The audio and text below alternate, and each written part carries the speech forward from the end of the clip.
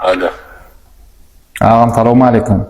Aleykümselam. Ağam arada sizden tifalarlıkta 1 yıl garanti tabayın işten aklayançı. İşleyenler diyor. Yo işten suunu koyyan, oturyan, içlenak. Kımakla basmalı sonra. Ağam basyan, işlenak. Kımakla sokukur. Toğunam sokyan, onna da işlenak. Çırafam yanana, kaynana ağam. Ne mi deyin? Razetkanlar kutkur.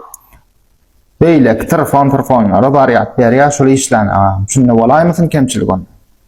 Yok ben ona 5 insan taktım kemçilik olmadı ama. Yo doğrudur olin şey. Toşna işlenak da şol ağam şey. Nemetler var koy garanti oynanak mı diyem. İşler öğretci.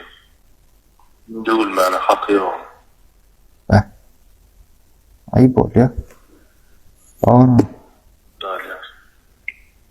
Ormadılar işten aklit bilmediler şu. Eskiden ok mu işle ya deyip dur. 5.000 sanatın tattık diye şu tatyanlardan o bölüm. Mersin atayım şunu. Allah